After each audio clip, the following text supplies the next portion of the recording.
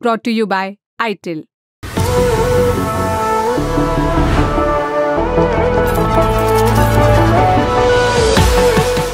Video में railway track नजर आ रहा है। रात का वक्त है, एक टॉर्च की लाइट भी दिख रही है। कोई व्यक्ति इस टॉर्च को हाथ में लिए आगे बढ़ रहा है। पटरियों की अलग अलग जगहों पर रोशनी डालकर देखा जा रहा है। कुछ जगहों पर पटरी के पैडलॉक्स दिख रहे हैं, उन पर गौर किया जा रहा है। फिर आगे जाकर दो फिश प्लेट्स नजर आती हैं जो दोनों तरफ की पटरियों पर रखी हुई हैं। थोड़ा आगे बढ़कर देखने पर ट्रैक पर बोल्ट भी रखे हुए दिखते हैं। फिर खबर आती है किसी अनजान व्यक्ति ने रेल लाइन से दो फिश प्लेट्स, कुछ कीज और 71 पैडलॉक्स निकाले और उसी पटरी के ऊपर उन्हें रख दिया, जिससे गुजरात के कीम रेलवे स्टेशन के पास ट्रेन का मूवमेंट रुक गया। बाद में उसे रिस्टोर किया गया। खबर सनसनीखेज थी। भारी जानमाल का नुकसान हो सकता था, मगर सावधानी के चलते हादसे से बचा जा सका।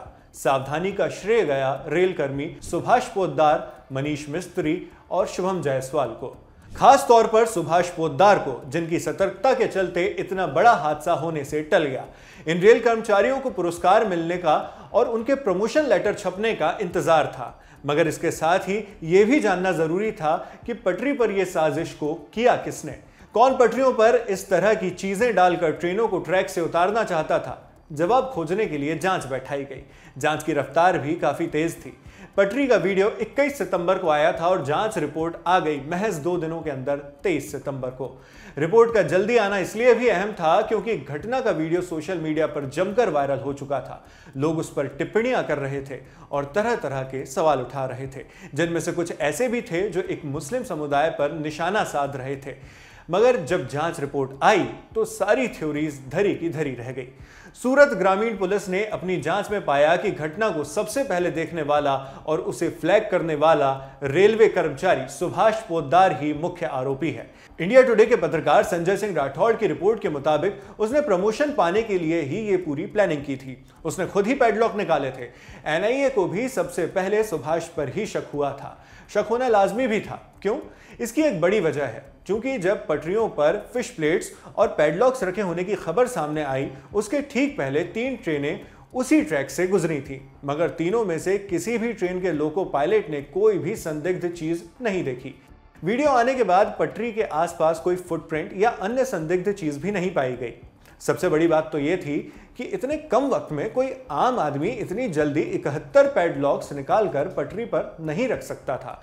इसलिए एनआईए को पहले से ही लग रहा था कि सुभाष झूठ बोल रहा है।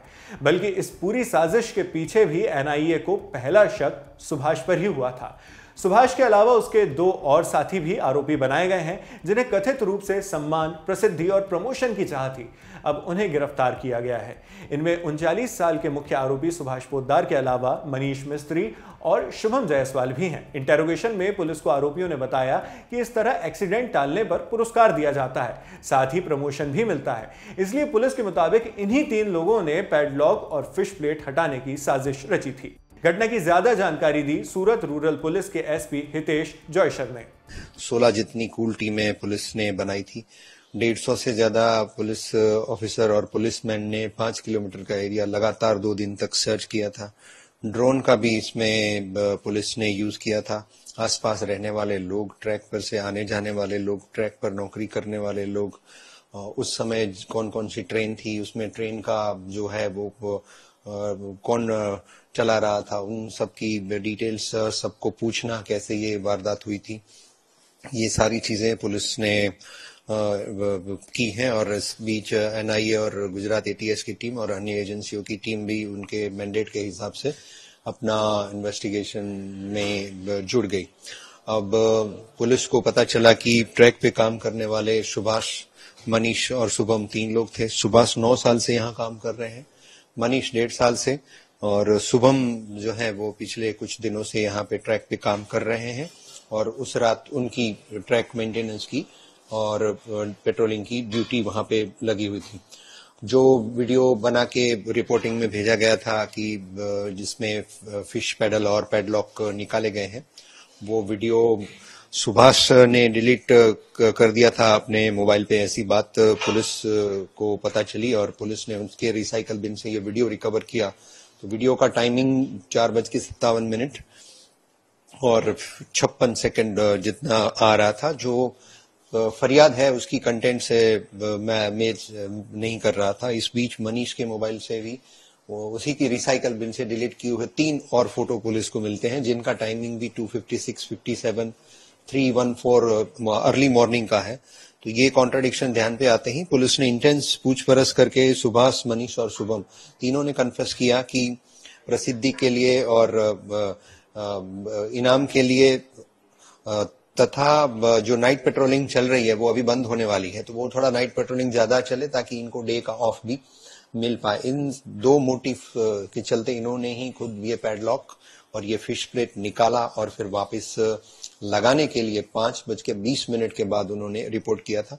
जबकि ये पैडलॉक और फिश प्लेट निकाले हुए फोटोग्राफ जो हैं वो पुलिस को 3 बजे के करीब के भी मिले हैं। तो इस तरह से पुलिस ने ये डिटेक्ट किया है और इनके साथ और कोई इसमें जुड़ा हुआ है नहीं, उसकी भी पुलिस इंक्वायरी कर रही है। और घटना से जुड़े हुए और नेशनल सिक्योरिटी से जुड़े हुए और पब्लिक सेफ्टी से जुड़े हुए और भी जो सारे एंगल हैं उन सब पे भी पुलिस अभी इन्वेस्टिगेशन कर रही है।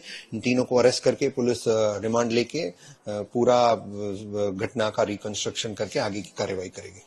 इस खबर से एक निष्कर्ष तो निकलता है, बिना पूरा मामला जाने समझे हमें टिप्पणियों से परहेज करना चाहिए और जांच के नतीजे आने का इंतजार करना चाहिए। मामले पर आगे जो भी अपडेट आएंगे उन्हें दी लल्लन टॉप आप तक इसी तरह पहुंचाता रहेगा। खबर पर आपकी जो भी राय है हमें कमेंट बॉक्स में लिखकर जरूर बताएं। मेरा नाम है शेख नावेद और कैमरे पर मेरे साथी हैं जतिन। देश और दुनिया की खबरों के लिए आप देखते रहिए दी लल्लन टॉप। शुक्रिया।